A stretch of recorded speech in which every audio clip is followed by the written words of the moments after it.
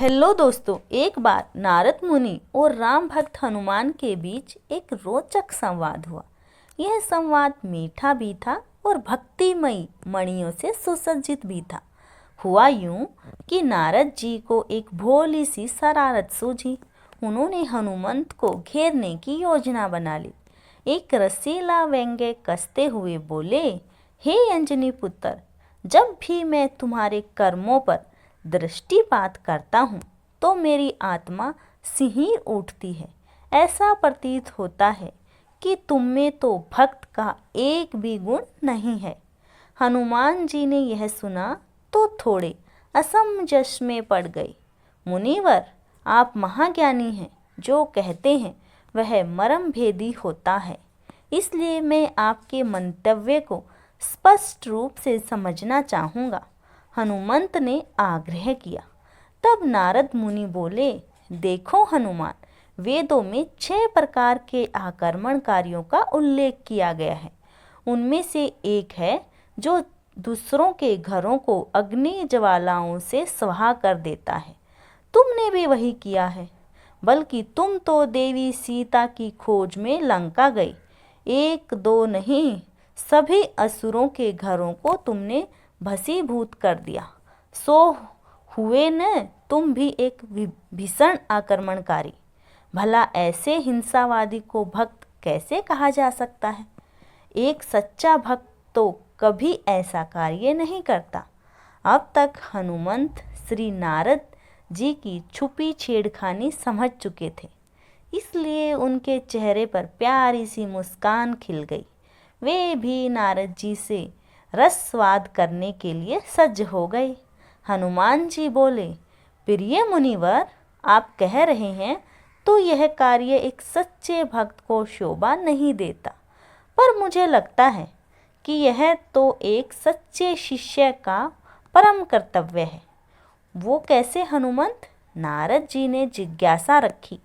श्री हनुमंत, देखिए मुनिवर, प्रभु श्री राम का भक्त होने के नाते लावारिश मृत शरीरों का अंतिम संस्कार करना भी मेरा दायित्व था। वह अति आवश्यक था, ताकि वो आत्माएं अगले जन्म में उत्तम जीवनों को प्राप्त कर सके। नारद मुनि ने हैरानी से पूछा, लावारिस मृत शरीर? लंका में कौन से ऐसे मृत शरीर थे?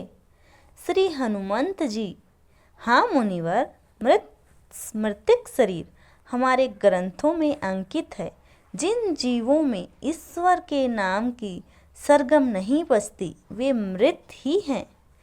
जिन्हें हरि भक्ति हृदय नाही आनी, जीवित सौ सम्मान ते वो प्राणी जिनके हृदय में हरि की भक्ति नहीं है।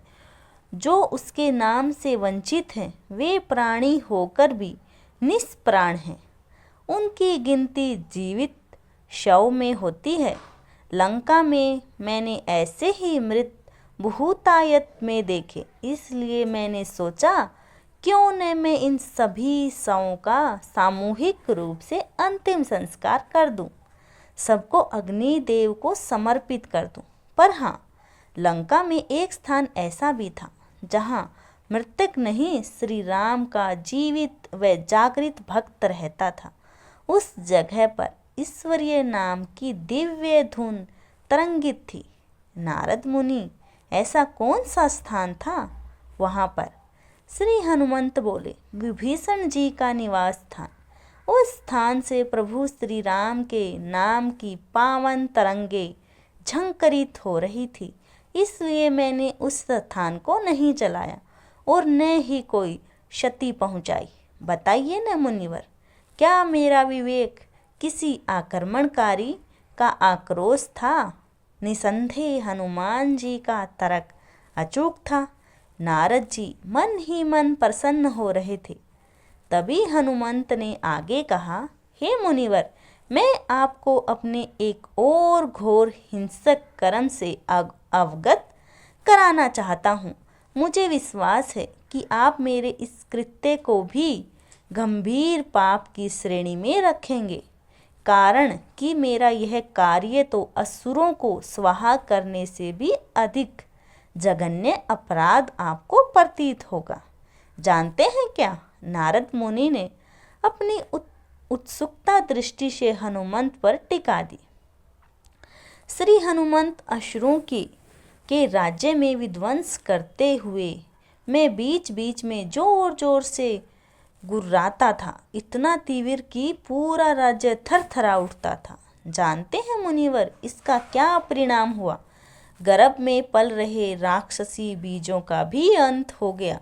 मेरी भयावह गर्जना से गर्भवती राक्षसियों का गर्भपात हो गया। इससे भविष्य में भी दैत्यों की सेना में वृद्धि होने की सारी संभावनाएं समाप्त हो गई। मेरे प्रभु श्री राम के शांतमय राज्य में आगे चलकर अब कोई विघ्न नहीं डाल सकेगा। नारद जी अत्यंत प्रफुल्लित हो उठे और हनुमंत का प्रेमालिंगन कर दिया। साथ ही अपने शब्दों में संशोधन करते हुए बोले, प्रिय हनुमंत, तुम भक्त नहीं बल्कि भक्त शिरोमणि हो। ऐसे सर्वोत्तम भक्त जिसकी हिंसा में भी लोक हित का भाव समाया है, जो अपने राम का काज परिपूर्णता से करता है। धन्यवाद दोस्तों।